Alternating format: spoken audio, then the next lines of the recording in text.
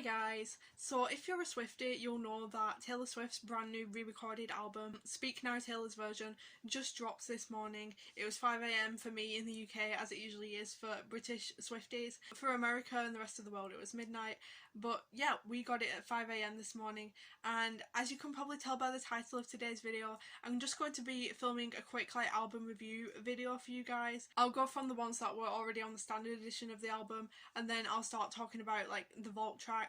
So yeah, that's what we're going to do today. I'm just going to film this video pretty quickly for you guys. I'm just going to go through those songs and say a few words about each of them, a few opinions. So yeah, that's what we're doing today. So there's 22 tracks on this album. It's quite a long album, which is why I'm just going to briefly talk about each track on it.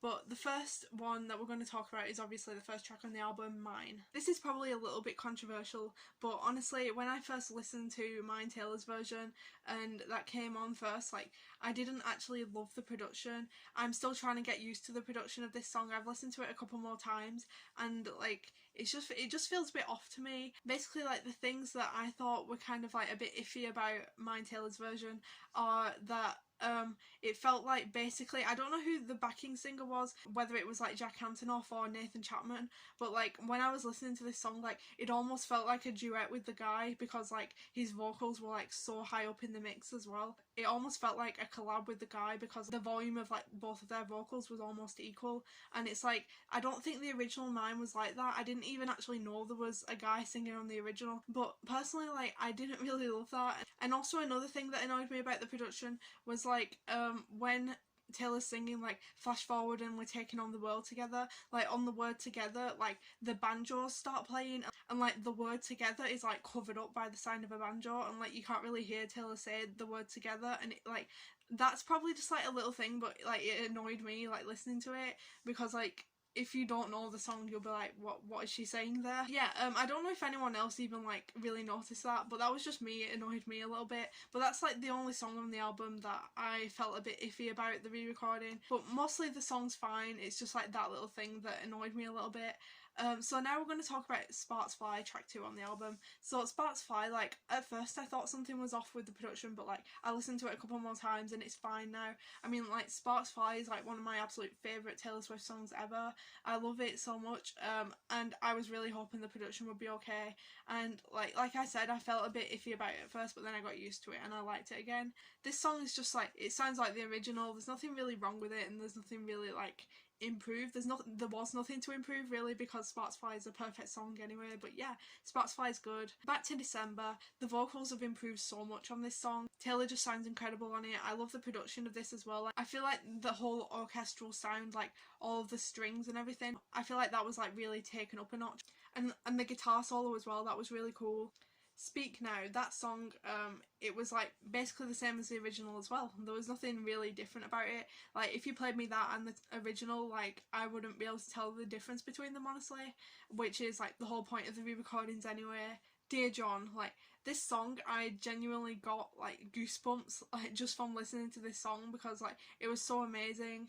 Those words that Taylor wrote at 19, her singing them with her new mature vocals, that just with a new perspective on that relationship as well, the meaning of this song and how important it is that Taylor re-recorded this, shivers everywhere in my whole body.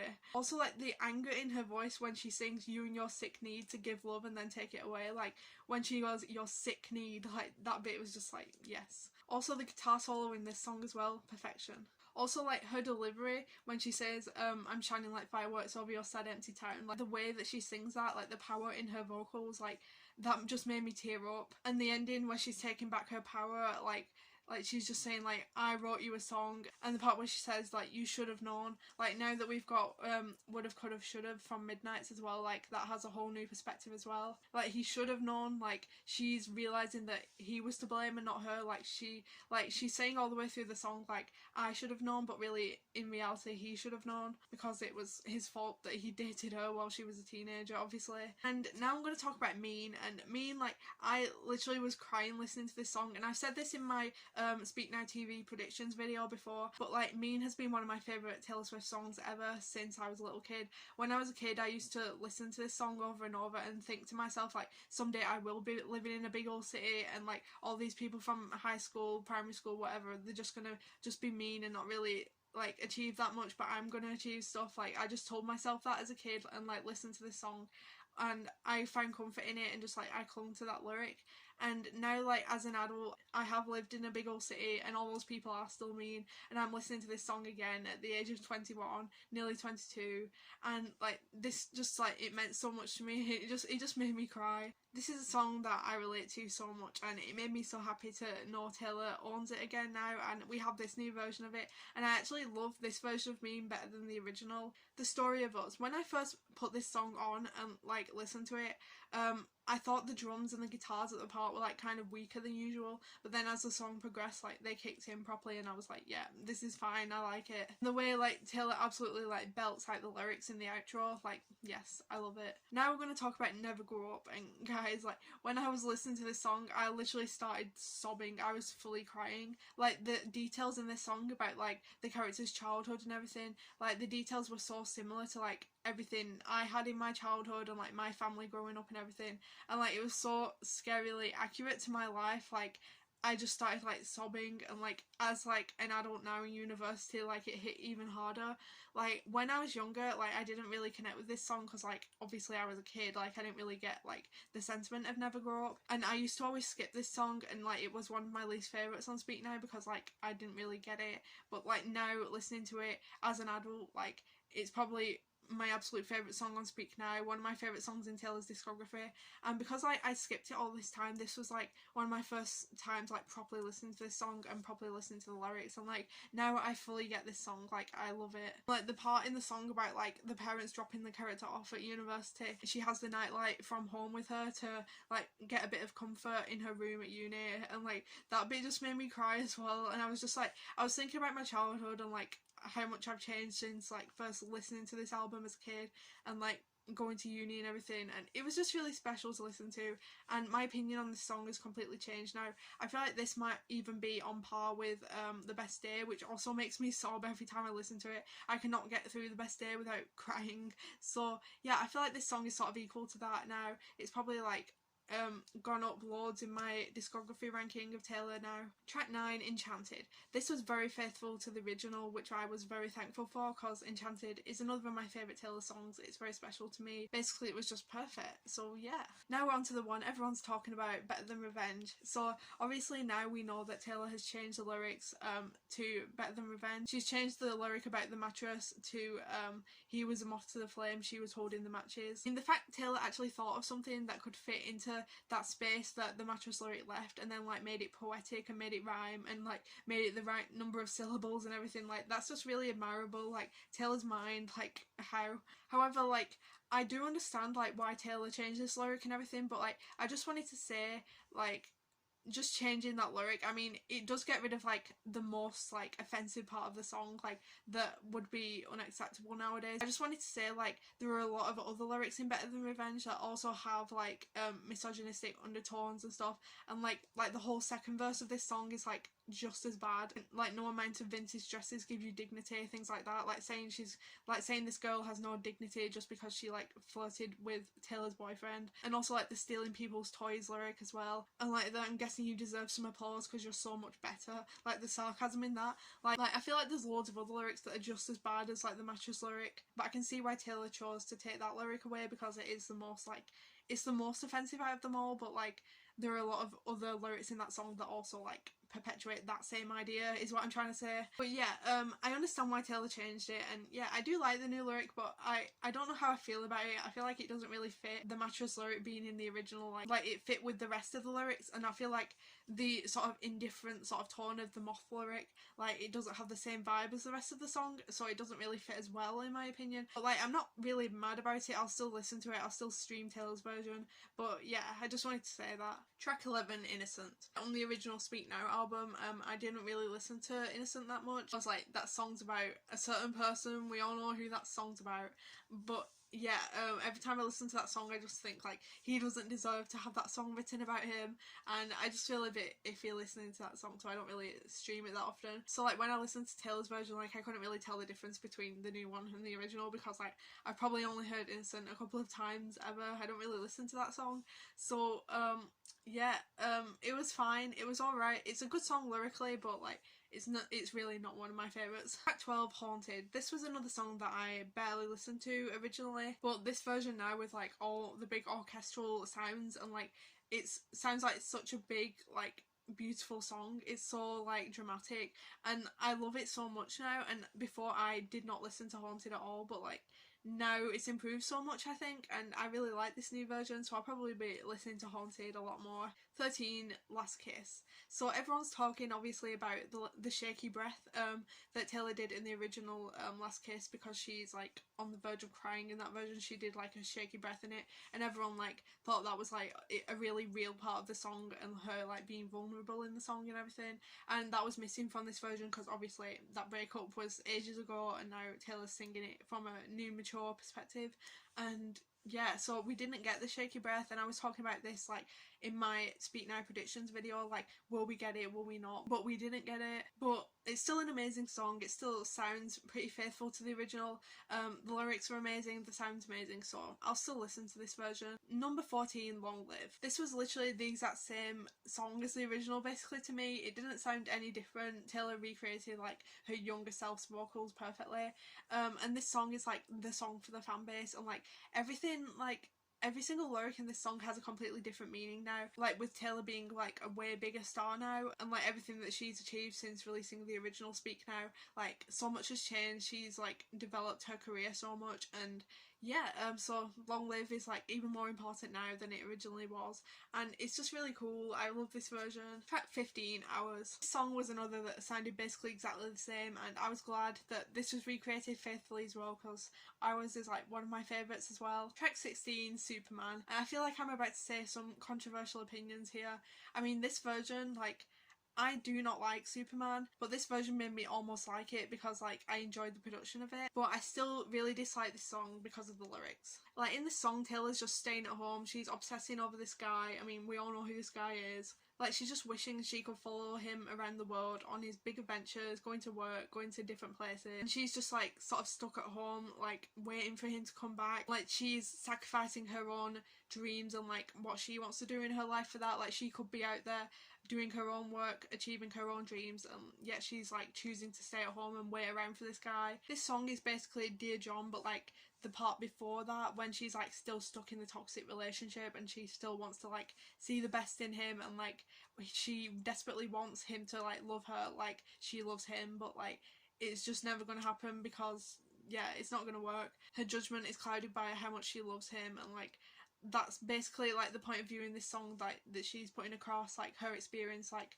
feeling like that. I was talking in my Maisie Peters The Good Witch album review video about Maisie's song Wendy, and that's basically like the exact opposite of Superman. Like in Wendy, like Maisie's saying like this guy's making me wait around for him, but like why should I wait around for him when I've got my own life to pursue, my own dreams to achieve and stuff. And she's like, I can't be with this guy anymore, I need to be free, I need to like live my own life. And like that's the exact opposite of Superman, and that's why I love Wendy by Maisie Peters. Maisie also covers Dear John at her shows as well, which is interesting. Also the parallel in Superman and Dear John, where she says like people told me to run or something in Superman, and like in Dear John it's like I should have listened when people told me to run. Like those lyric parallels there, like we just know this song is about John, and like you can just tell like by the lyrics of Superman that it's about a guy who's like way older than her. Like it's a really like inappropriate relationship. Like everything about this song is a bit icky, honestly. Everything about Superman is like but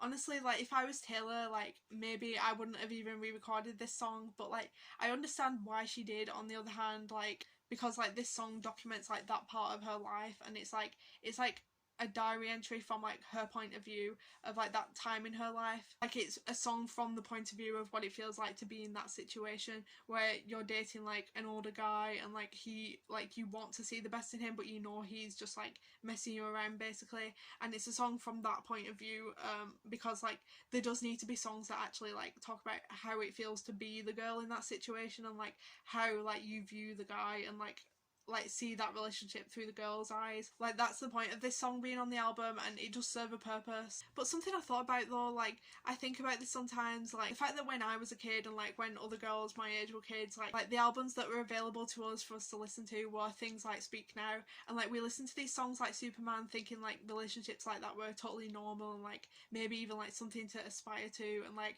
that was the view that we got from these songs and like the impression we got, and that's kind of concerning. And like I just wanted to say, like, I'm so glad Taylor's going back and revising these songs and like putting new songs with new viewpoints on these albums, so like girls now like get these new viewpoints and like they understand that actually like that's not something to aspire to, that's not right at all, like it's definitely something to run away from if it happens to you. And I'm so glad that we've got artists now like Maisie Peters, like I said, and like Olivia Rodrigo with her song Vampire that came out a couple of days ago. That's a similar topic about like being stuck in a relationship with like an older man who's kind of controlling and like message you about a bit. Like I'm so glad that like artists who are like my age and like grew up with Taylor and everything are making that kind of music now, and then like younger girls who are consuming music and everything now, like they're getting those messages that are healthier in their music that they listen to now. So yeah, I just wanted to say that. Now I'm going to talk about the vault tracks. So first we're going to start with Electric Touch featuring Fall Out Boy.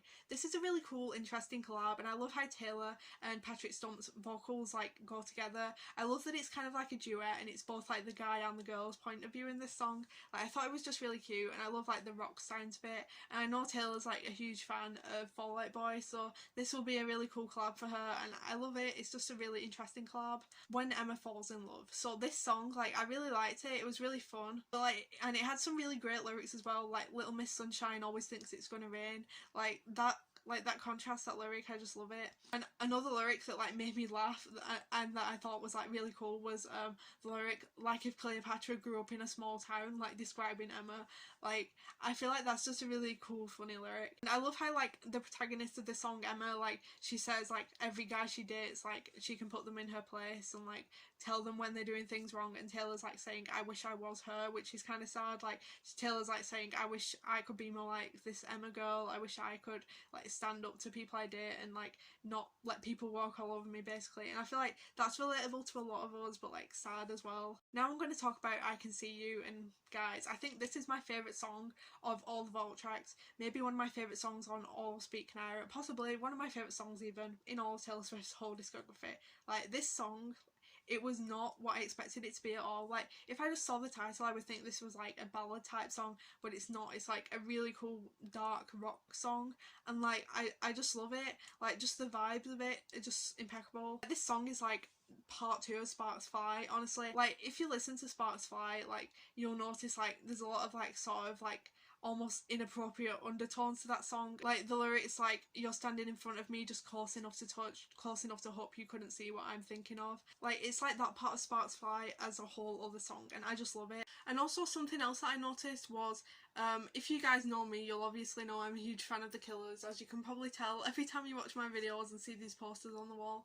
But yeah, so something I noticed was that in this song, I Can See You, like the guitar on this song, like the intro and the guitar that plays all the way through the song, is actually almost like identical to the guitar in Andy You're a Star by The Killers, and also it's kind of similar to like Jenny Was a Friend of Mine, the guitars in that as well, that Killers song. And we know that Taylor is a Killers fan, and during the Speak Now tour she actually wrote the lyrics to A Dust on Fairy Tale on her arms, and that was like one of like when she used to write song lyrics from like songs that she loved on her arms during the Speak Now tour.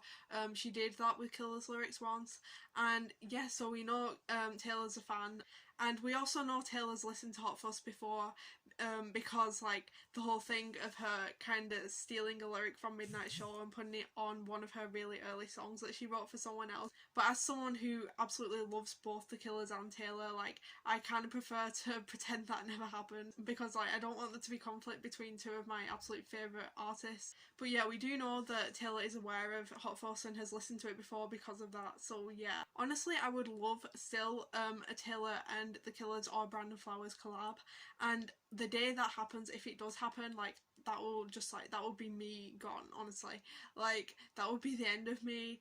And like, I'm actually really surprised that Brandon isn't on Speak Now on a Vault track, or like The Killers as a band. Like, I really thought like Fall Out Boy are there, and like Hayley Williams from Paramore's there as well, so like you could say like The Killers would fit in with like that sort of time and like that sort of scene. Like, you could say The Killers would fit into like that time in Taylor's life and the rock music that she liked at that time, so they could have fit nicely on a Vault track there. But like, if there was a collab, like they could make an 80s theme song together for 1989, or they could do like a country song on debut if there was like a collab that was going to happen. So yeah, I'm just kind of holding on to hope for that happening maybe one day in the future. So now we're going to talk about Castles Crumbling, which features Hayley Williams of Paramore, as I was just talking about. So to me, like, I did really like this song.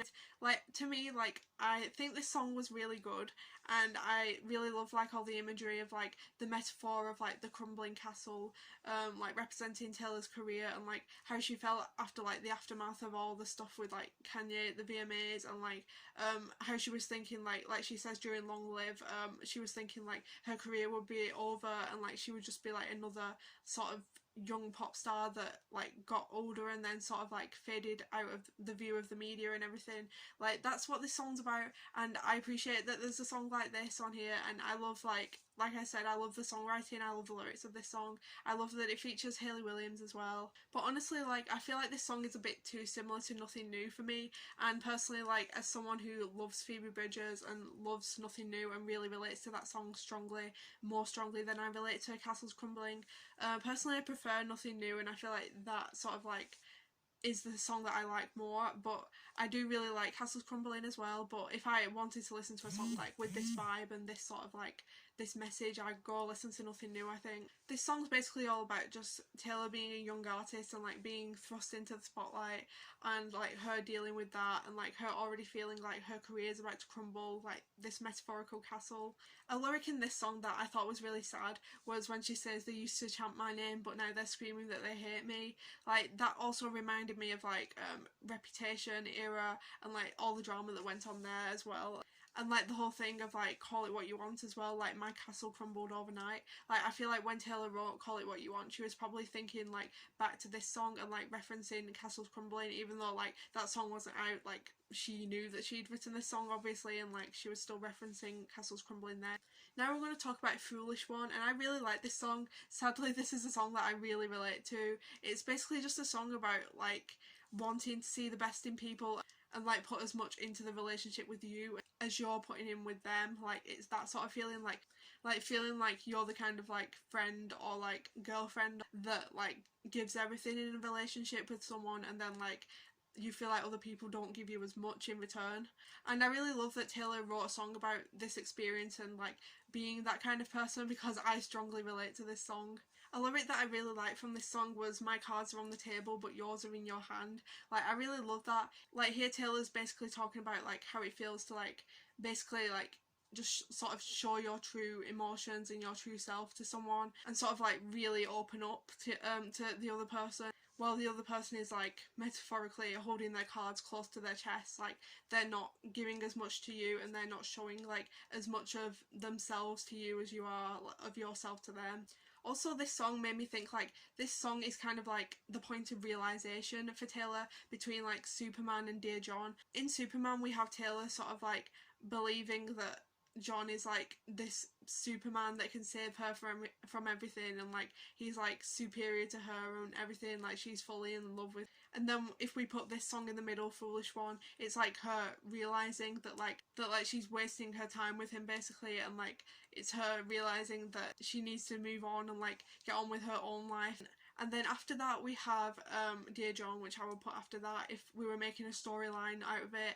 And Dear John is like the full realization, like I've been done wrong by this man basically. Like, she's fully realizing how like toxic the relationship was, and like she's allowing herself to process the emotions of like sort of leaving that relationship, and she's sort of like reflecting on everything that like she experienced while dating him, and like realizing like that a lot of it was actually like very wrong, very out of order. Also, something else that I noticed about this song was like when Taylor sings "You're not the only exception," like that made me think like Paramore, "You are the only exception." Like, Now I'm going to talk about Timeless, and I really love this song. The storytelling in it is so beautiful. Like the imagery in this song, like you can literally just see like the antique shop. You can like picture yourself like in Taylor's position, like walking around the antique shop and like picking up this box with the photographs in it and seeing like herself and her boyfriend in the place of like the old people in the photos. Like you can just see the whole storyline, and I feel like this song is really one of the best examples of like Taylor Swift's songwriting, like her storytelling abilities and like the way that she can craft a story in a song.